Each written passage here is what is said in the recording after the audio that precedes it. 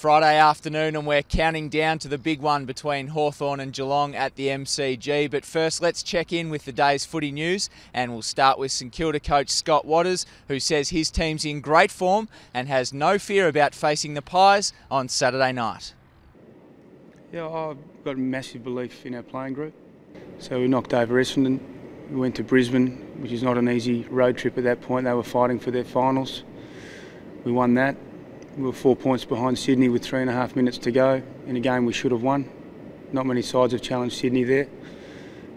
We were ruthless against Western Bulldogs last week.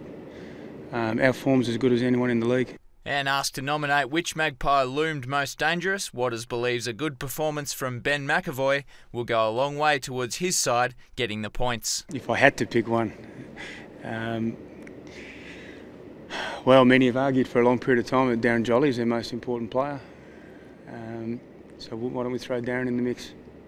Desperate for a win to stay in the top four, Magpie Steele Sidebottom believes the game will be a battle between contrasting styles. Those Saints are a pretty good defensive side, so that's probably what they'll try and do. And on the reverse, we'll be trying to do the opposite and trying to open them up. So, hopefully we can do that and get the 4 points.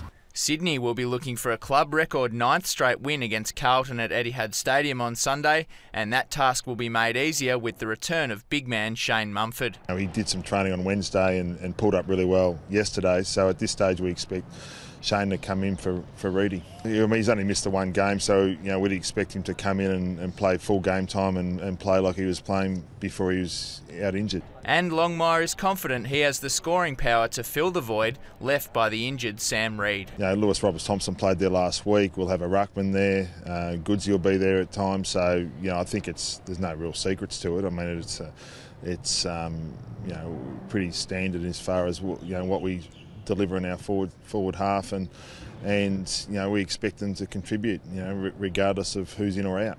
In the absence of skipper Chris Judd, clearance specialist Brock McLean will need to continue his great form if the Blues are to cause an upset against the Swans, and coach Brett Ratton says the former Demon is going the right way about getting a new contract. It's been fantastic for Brock, and I think his story's a great one in regards to persistence. The pressure that was put under him and just getting into the team and the continuity of playing has allowed him to really show what he can do back at senior level at our football club, and I think it's been fantastic for him. With his side right in the finals hunt, Brad Scott says North Melbourne aren't good enough to take the lowly Bulldogs lightly and will need to be at their best or face being beaten by the Dogs twice in 2012. We're acutely aware of where the season's at, and I mentioned last week against Melbourne that the ladder was a very good indicator for us that there's no room for complacency whatsoever, and we're nowhere near at the stage that some other sides are in the competition where we can start thinking about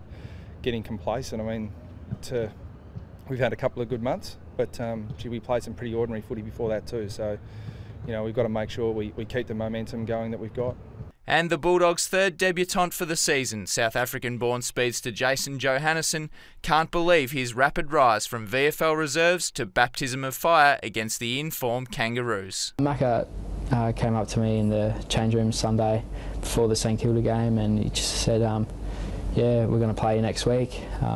Even if we win or everyone plays good, you're still going to play. So really excited.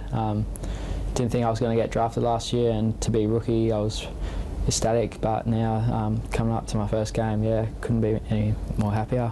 That's your footy news for your Friday. We'll have full coverage including all the video highlights of the big one between the Cats and Hawks tonight, so make sure you keep clicking back to afl.com.au.